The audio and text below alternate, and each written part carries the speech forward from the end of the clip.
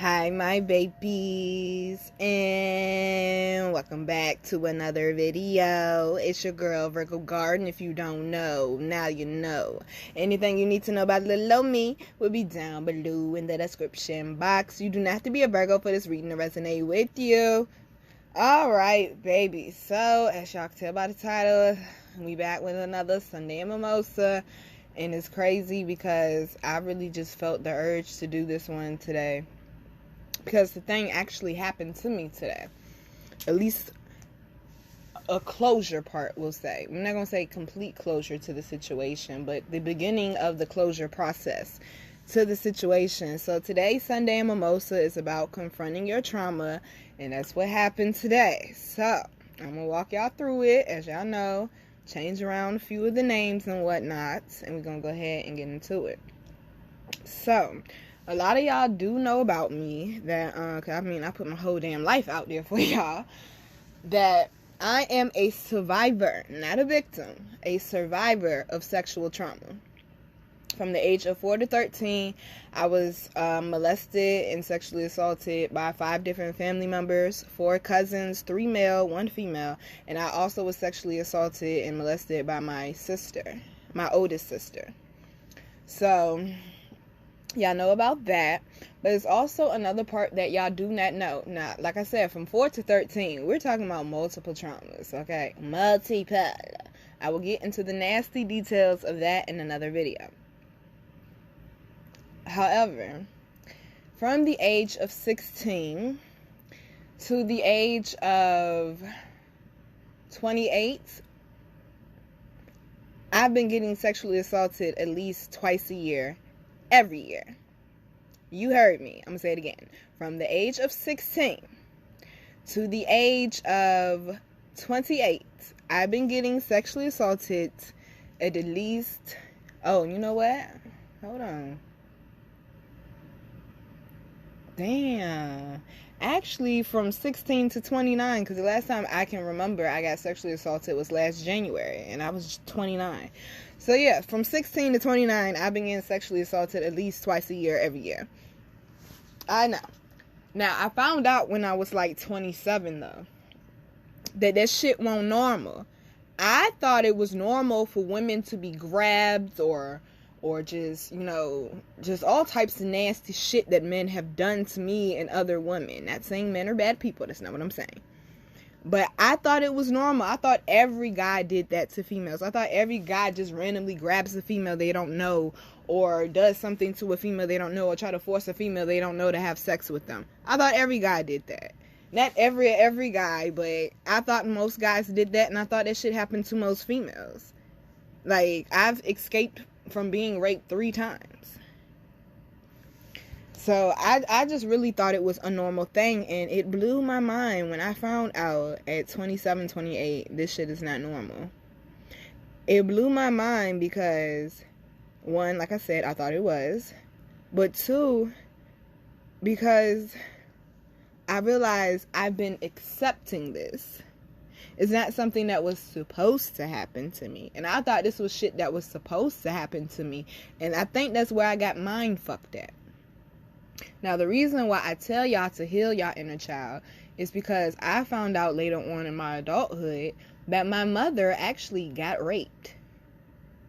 And the crazy shit is, the city that we're from Norfolk. I don't mind telling y'all where I'm from. But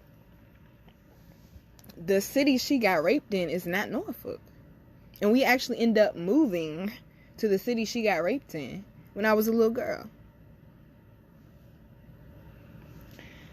So this is why I say it's so important to heal the inner child work, because my mother still has not healed from that, and she told me the story, and I felt like I needed to take a shower afterwards, okay? So this is why I say healing from that inner child is so important, because we got moved to a whole nother city because her daughter, had to come and break it.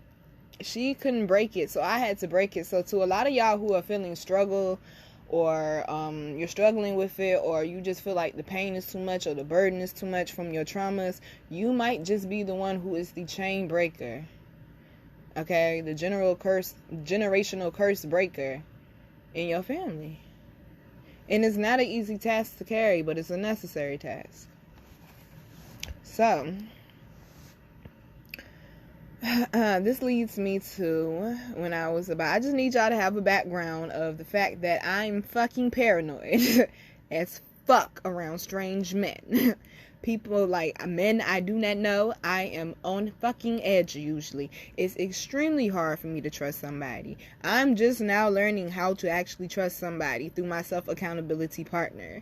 Because my trust is motherfucking shot. Okay? It is shot. From 4 to 13, 5 people touching on me. From 16 to 29, strange men grabbing, groping, doing whatever they wanted. Trying to rape me, whatever. Like, imagine if it was your daughter. My goodness, okay? So, I just need to set the scene so y'all can understand. Now,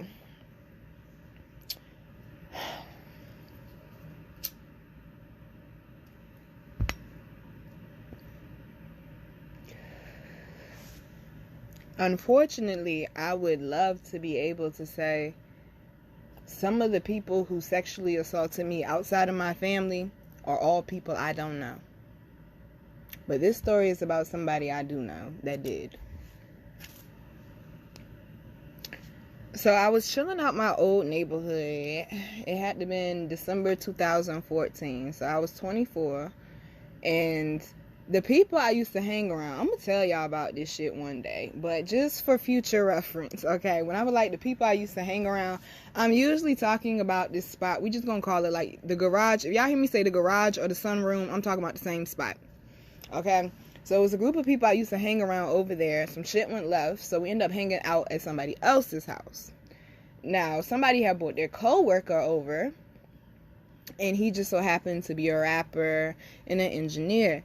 And some of the people I used to hang around, they were like, yo, she do poetry, she's really dope. She could rap too, man, she could rap too. And my fat Nina, go spit something, Nina, go spit something. I'm looking at them like, oh my fucking gosh, what is wrong with y'all? Like, when I say anxiety through the roof, like, y'all asking me to get in front of a microphone, y'all the only people who have actually really heard my shit other than my family. Like, I was so nervous. They asking me to get on a microphone in front of a man I don't know. And he was the nicest guy. We're going to call him Sam. He was the nicest guy. He's such a sweetheart. He's a big teddy bear. He's very lovable. Very, very sweet person. He is a Taurus, though. Please keep that in mind. No offense to my Tauruses. So, they finally convinced me. I mean, I had to smoke a whole blunt. We had to go outside the house, smoke a blunt. I had to drink half a beer. And they out there trying to convince me the whole time. Nina, just try it, though. I'm just saying, just try it, man. Nina, just try it. Just try it. Just try it. You don't know unless you try. And I'm like, God, fine, whatever. Peer pressure, right? I'm like, fine, I'll try to spit. So I had this song called Unbreakable, and that shit goes. Now, solar plexus was not lit at this point in time in my life. Okay, solar plexus was non-existent at this point in my life. So when I got on the mic, y'all, I was so quiet. It was so plain and boring. It sounded like I was reading to children or something. Like, y'all, that shit was horrible. So the engineer, Sam, he recognized that in me, though. He was like, man, you got some bars, yo. You got some bars. He was like, I'm actually about to get a studio out Norfolk. And he was like, you can come through or whatever, and I won't charge you. So you can, like, learn and get your craft together and shit. Because he was like, people need to hear your music. Like, you really dope with it. So I'm thinking, like, oh, my God, this is it. Because, like I told y'all before, I know what I'm really supposed to be doing. I'm supposed to be doing music. I know this. In poetry. I know this. Since I was 4 years old.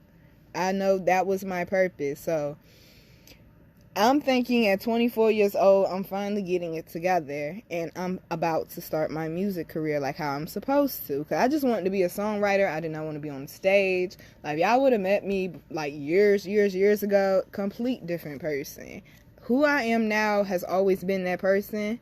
But it had to come out through my healing. So he was like, you come through or whatever. So then that's what I started doing, y'all. Like, I was working under the job table, like, in misery. And he hated his job he was at too. But we both, unfortunately, have criminal backgrounds. And it's really hard to get any kind of work, especially in this state here with a criminal background. They are going to make it so hard for you beyond what it has to be. Like, they don't understand that people grow and they don't keep making the same mistakes, whether they're guilty or not. So, unfortunately, I worked, of course, the AM shift, the morning shift, but he worked the night shift. When I say he worked night shift, he got off at midnight. So I couldn't go to the studio until he got off, and he had to go home, take a shower, because he worked at the shipyard, which is a really nasty place to work. I used to work at the shipyard, but not at that point in time. And so I would have to wait for him, and then I had to be up at 7 to go to work, but I was that dedicated to what I wanted to do. I knew I needed to do music, and like, this is my chance to learn. He's not charging me. I need to go ahead and take advantage of this.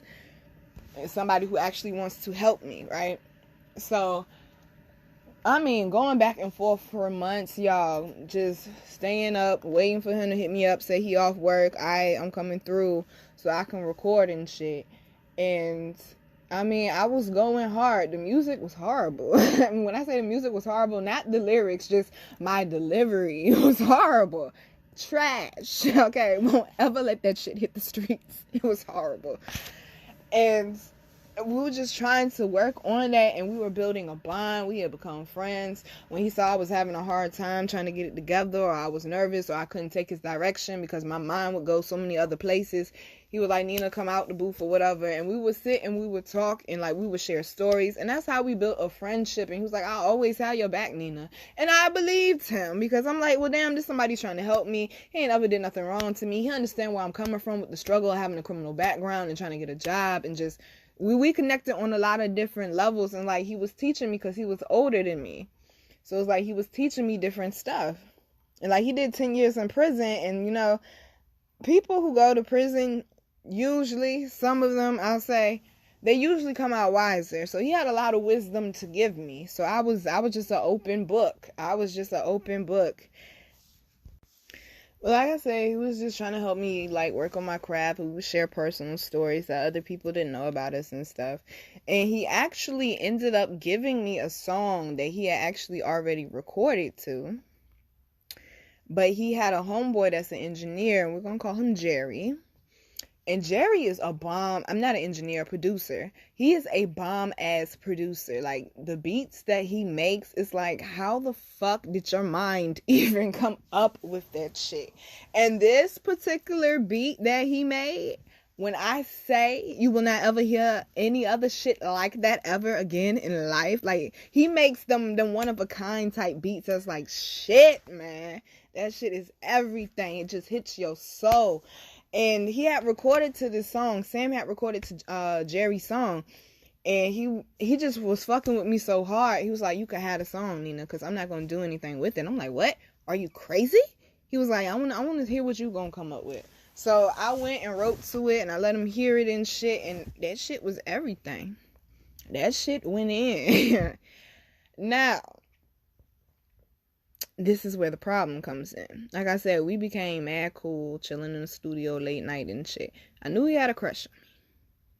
But I felt like I make it very clear, because I'm not the type of person, like, yeah, I'll be on, camera with y'all, and I be talking shit, and I be talking slick. Like, I know I could flirt if I want to, but I don't flirt like that. Because, especially back then, my solar plexus, honey, was not there. So I don't flirt with men like that. Like, a man has to come on to me. I'm not trying to come on to no man. A man has to come on to me just with the shit I've been through. It's like, I was not comfortable with that, and I'm still working through that struggle. But I knew he had a crush on me, though, and I never put it out there that I liked him like that. I was like, we should focus on the business and the friendship. I don't think we should be focusing on distractions and things like that, like business first. And he was like, yeah, you right. Yeah, you right. So I'm thinking that's clear and that's understood. Now, that was at the beginning when I started coming over to the studio and stuff. Now, mind you, the studio is in an industrial space, okay? So, one, it's not a lot of traffic that goes through there. Two, where it's at, you're not going to go back there unless you have a spot back there. So, it's not a lot of people back there at all. And then on top of that, it's late night. It's dark as fuck out there too. Then 3, Like, if you're inside of that studio and you lock it, even if a person has a key on the outside, they can't get in if you lock it from the inside. So I could have been screaming to the top of my lungs for help when nobody heard shit, okay? Now, I had got comfortable, like I said, which is what I've learned. My biggest mistake, and I didn't learn that until like my mid-20s, my late 20s. Like, my biggest mistake is I get comfortable with people and I trust that they're not gonna hurt me, and they do that shit every time.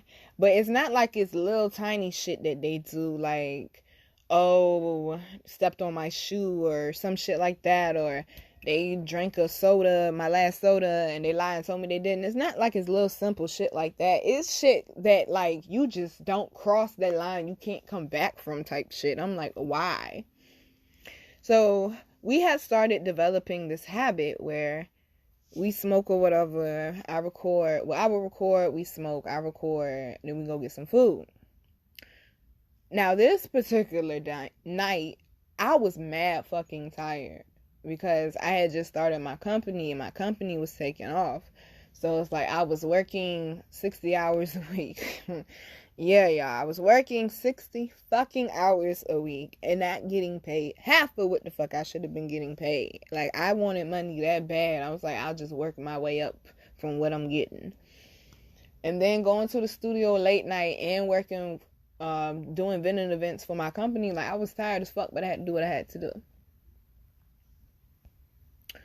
So we're in the studio late night, and he has this comfortable ass couch, because like I had bought him this table for his studio, because he kind of set it up like a chill spot. So like if people want to be in there and they want to get hit with some inspiration or something, they could be comfortable or whatever. So I bought him a table and whatnot, but he had got a couch, and I mean, it was this ugly ass couch too, y'all. But it was free, so I mean, shit. You know, do what it do. It's a studio. So we was smoking and stuff, and I was really going through it that night, and I actually ended up not recording that night. Actually, I tried to, but like the shit just it just won't happen in that night. And he was like, well, you just need to sit, you need to talk, you need to chill, because he was lonely too. So he was like, even when I was trying to leave after I would record, it's like he would try to hold me there as long as possible, because he's very lonely. And I understand why, because I know his background and stuff, and I'm not gonna go into all of that, but I could not get that man what he needed. Like, and then that's why, another reason why I say I don't like clingy people, because anybody I've ever had around me that's like super, super clingy, they always end up hurting me. It's like, it's like an obsession. Not even just male friends, but female friends too. It's like they don't want anyone else to be my friend. I don't understand that shit, but I mean, okay. So he was like, you just need to chill and whatnot, and you don't need to go home right now, because, you know, that's a stressful environment, and this, that, and the third. So I stayed, and I actually ended up, because he went to go get the food and shit, because Shorty was on Waffle House heavy. Okay, Waffle House heavy. Let me get that All-Star, please. I need that All-Star breakfast. Need it. But he went to go get the food and shit, and he was treating me. So, I mean, I was going to wait for my food. But I was just mad tired, and I really wanted to go home. But he just kept convincing me to stay. And I'm like, fine, whatever, I'll stay. So he goes and gets the food, and he comes back. And I was so fucking tired, y'all. I ain't even eat my food. Now, please don't let the size fool you, okay? Mama has hit 200 pounds in her life before. I have stretch marks on certain parts of my body as well, okay? I've been called fat bitch and all types of shit too. I understand both sides of it. Don't let it fool you though. I gets down with cooking, and I gets down with eating too. That's how I know how to cook, because I love to fucking eat, okay? So me not eating my food when he brought it back should have been like a sure sign. Okay, Nina really is tired as fuck, because Nina gonna eat. Okay, Nina gonna eat. So I mean, passed out on the couch, y'all. And all of a sudden, I feel this finger running around in circles on my thigh. And I didn't feel it at first, because when I say I was passed out, I don't know how long I was asleep. And I guess I was snoring or something. He wanted to make sure I was asleep or something. He started running his finger on my hip, because I was laying on my side, and my back was facing him, and I was facing the back of the couch. So he couldn't see me, and I couldn't see him. But I know it's just me and you in here, and you touching my thigh. So he just running his finger around on my hips, like tracing it or something, like just going in circles on my hips and stuff. Because even when I'm skinny, mama still got a little bit of a shape, you know. So I guess he was admiring that. And my solar plexus being the way it was, my sacral being the way it was, my root being the way it was, my throat being the way it was, I didn't speak up. I went back to sleep. I was like, ain't no way in hell I'm feeling this. Oh, please stop. Please let him stop. Ain't no way in hell I'm feeling this. So I go back to sleep. 5 minutes later, I get woke up again. I'm feeling him doing it again, tracing on my thighs, tracing on my hips with his index fingers. Like he just taking the tip of his finger and just tracing all along my hips, my hips and my thighs and stuff. And I'm like, this is so fucking uncomfortable. It's like the longer he did it, it's like the further down he would go. Like he would start at my hip and be going in circles, and then he would go further down my thigh and then come back up. And I'm like, this shit is so fucking uncomfortable. And I'm sitting there praying to God. I'm like, God, please let him stop. Please let him stop. Please let him stop. This shit is so fucking uncomfortable. Please let him stop. He kept going. I still did not say anything. Okay, this is what I'll be talking about when I say y'all have to understand. Y'all are seeing me after a certain period of growth. I was not always this way. I was so uncomfortable.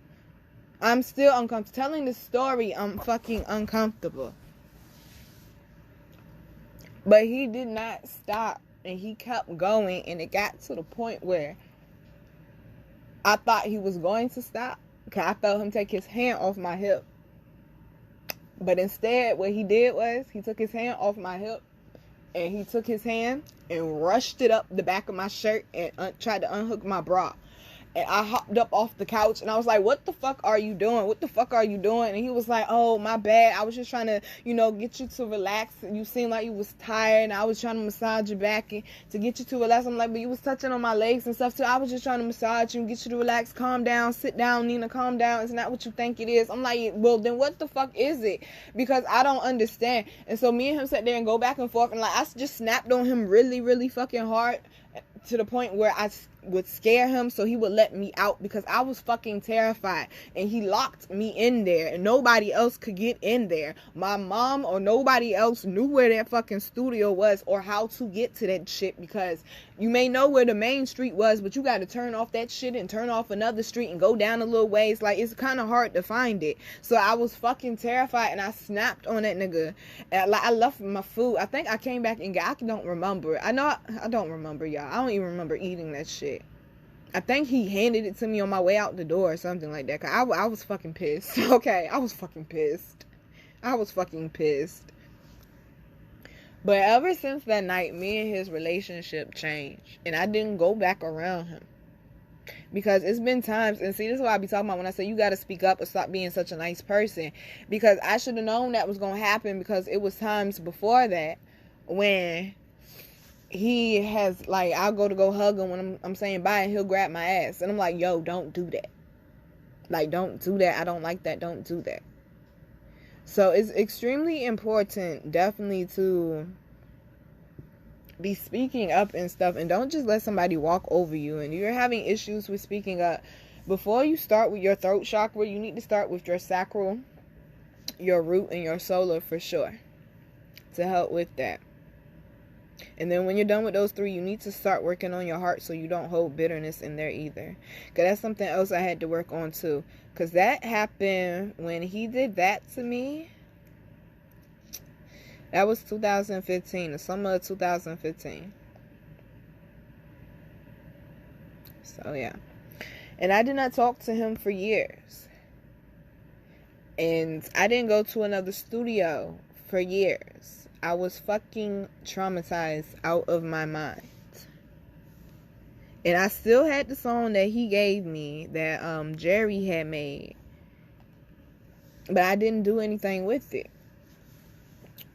So a couple years ago, I was driving down this very, very popular street in my area.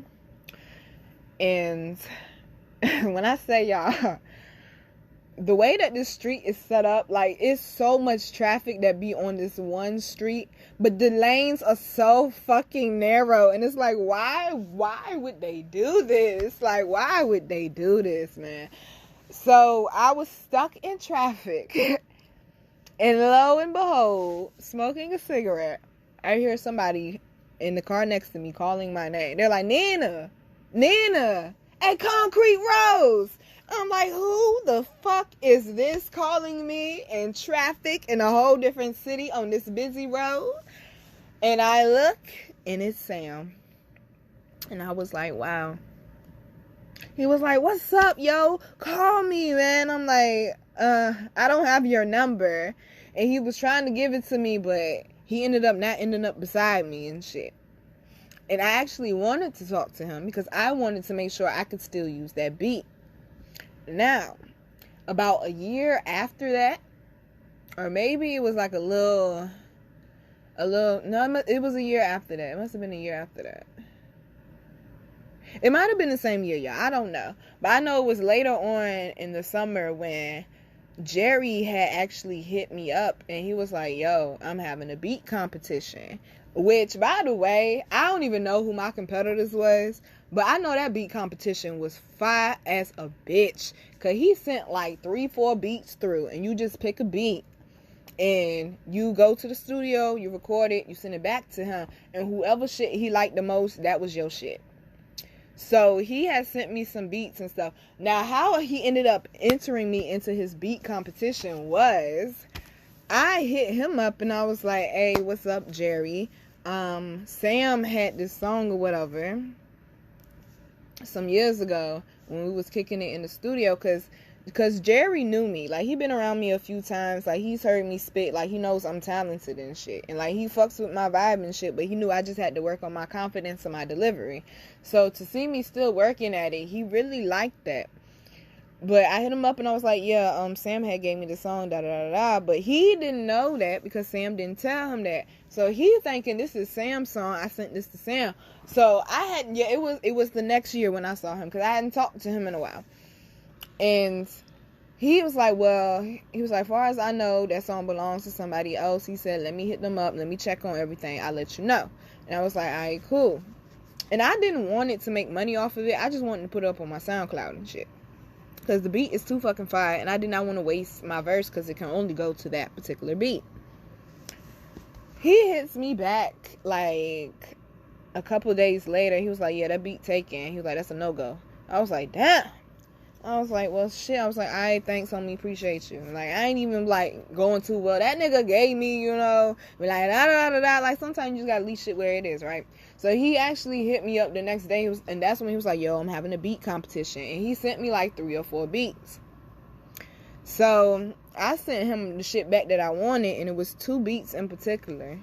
But I only ended up having enough time in the studio to do 1, and I actually won the beat that I wanted. Fuck you, thought I'm a Virgo. Okay, he was like, just re-record that shit so it could be recorded right, and he was like, he was gonna put some perks on it and shit. I was like, all right, cool. So I actually need to re-record that. Now, what happens is, because I guess he sees me and Jerry had some conversation, Sam kept trying to work his way back into my life, and I just wasn't ready for that. So I've seen him like a couple of Facebook posts and stuff, and I'm, all honesty, y'all, I just ignore it. I act like he's not there, or like I just don't see the shit. But I was irritated though, because I'm like, you know damn well you gave me the song, and then you're gonna sit there and snatch it back.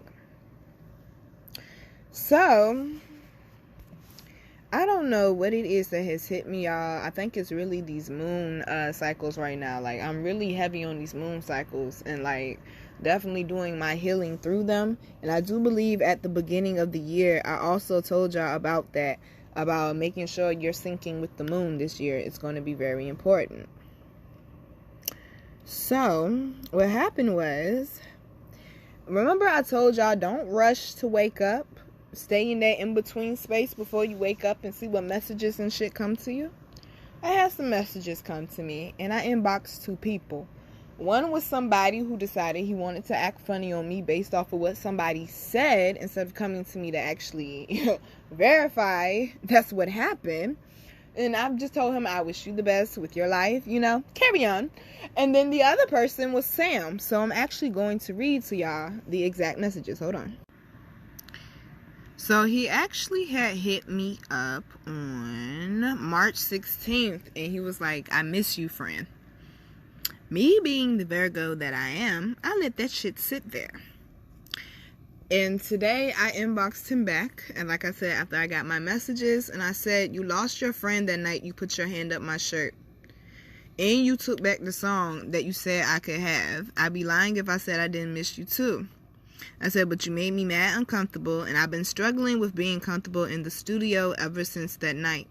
I know you're a good-hearted person, but I've been through a lot of trauma, and that night made it worse. I really hope you're doing well. He hit me back, and he said, I'm truly sorry. And y'all, sometimes that's all you can get from a person. It's just, I'm sorry. It's not going to undo anything that he did or how he made my trauma worse or how he made it uncomfortable for me to be in the studio, and how I've been struggling to go to studios because I don't trust dudes now, and dudes usually are the ones that's the engineer and this, that, and the third. And I actually ended up finding another studio back in 2018, and same shit happened again. I just stopped fucking going because I'm like, I done told you twice to keep your hands off me, and you touch me again. I'm the fuck out. So now you can't have my money either. And so, like, I get that sometimes somebody can just be so dope that you can't help yourself, that you're attracted to them, but touching people or making people uncomfortable and shit, that shit's not cool. Okay, that shit is not cool, and all he did was make my traumas worse. And he knows I've had traumas, so I don't understand why he would do that. But that's for me to work through, though, and stop worrying about why he would do that and just accept the fact that it happened. And I'm no longer in that space, and now I'm at a studio now where I can actually get shit done. Okay? So, babies, this was basically the Sunday and Mimosa Confronting Your Trauma. And I also wanted to leave y'all with a quote that I think will be very, very useful to anybody out there struggling with their not even just sexual trauma period, or whatever it is that you're going through, whatever it is that you're trying to heal from, struggling with your shadow work or your inner child work or whatever. So all those people out there, please, one, don't be hard on yourself. You're trying to readjust after going through a certain experience that you weren't expecting to happen. A lot of the times it might not be your fault that it happened, but either way, it happened. You're gonna have to deal with it. You're gonna have to work through it, but you cannot let that shit stay in your energy, because all you're gonna do is allow a bigger tear in your aura, a bigger tear in your energy. So I just want y'all to use me as an example, because imagine if I did not want to do my chakra work, or if I did not want to work on myself, where I would be. Y'all would never know Virgo Garden. The world would never know Koncrete Rose. But I'm out here doing my thing like a butterfly, just as free. So to anybody out there struggling with their healing journey, here's the quote to help you through that. Lay a brick every day instead of trying to build a brick wall.